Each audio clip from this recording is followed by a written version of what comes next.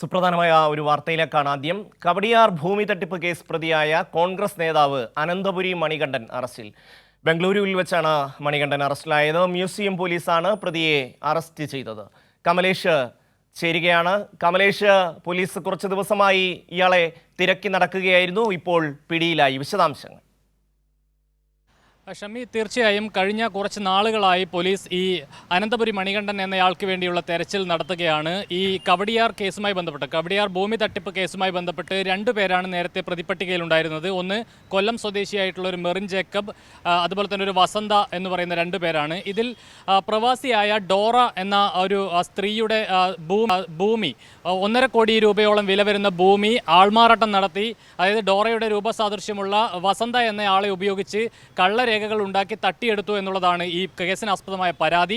ഇതിൽ നിർണായകമായ പങ്ക് വഹിച്ചിട്ടുള്ളത്, ഇതിൻ്റെ രേഖകൾ ഉൾപ്പെടെ വ്യാജരേഖകൾ ഉൾപ്പെടെ ചമച്ച് നൽകിയിട്ടുള്ളത് ഈ കോൺഗ്രസ് നേതാവായിട്ടുള്ള, കോൺഗ്രസിൻ്റെ തിരുവനന്തപുരം DCC അംഗമായിട്ടുള്ള അനന്തപുരി മണികണ്ഠനാണ് എന്ന് പോലീസ് കണ്ടെത്തിയിരുന്നു. ഇതിൻ്റെ ഭാഗമായിട്ടാണ് ഈ കേസിൽ ഇയാളെ പ്രതി ചേർത്തത്.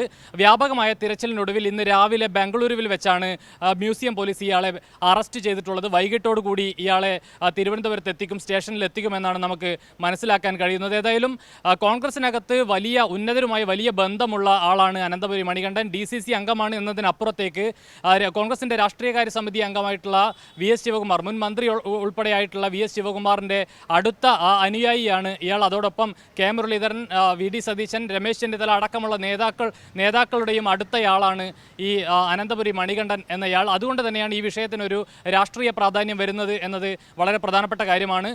വളരെ നേരത്തെ തന്നെ ഈ കേസിൽ ആദ്യം 2 പേരെയാണ് അറസ്റ്റ് ചെയ്തിട്ടുള്ളത്. ഞാൻ നേരത്തെ പറഞ്ഞതുപോലെ തന്നെ മെറിൻ ജേക്കബ്, അതുപോലെ തന്നെ വസന്ത, ഈ തട്ടിപ്പ് നേരിട്ട് നടത്തിയ 2 പേരാണിവർ.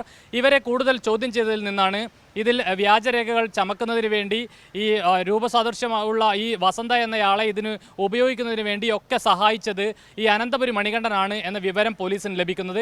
അതിനുശേഷമാണ് ഇയാളെ പ്രതി ചേർക്കുകയും ഇയാൾക്ക് വേണ്ടിയുള്ള അന്വേഷണം നടത്തുകയും ചെയ്തത്. ഇയാൾ ഒളിവിലായിരുന്നു കഴിഞ്ഞ കുറേ നാളുകളായി.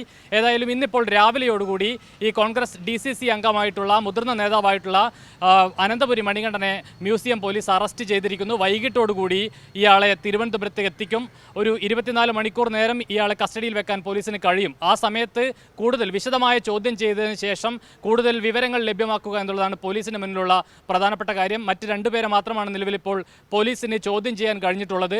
ഏറ്റവും നിർണായകമായ വിവരങ്ങൾ ലഭിക്കുക സ്വാഭാവികമായും ഈ അനന്തപുരി മണികണ്ഠനിൽ നിന്നാണ്. അതുകൊണ്ട് തന്നെ വിശദമായ ചോദ്യം ചെയ്യലിന് ശേഷം നാളെയായിരിക്കും ഒരുപക്ഷെ ഇയാളെ കോടതിയിൽ ഹാജരാക്കി റിമാൻഡ് ചെയ്യുക. ഷമി, കമലേഷാണ് വിശദാംശങ്ങൾ നൽകിയത്.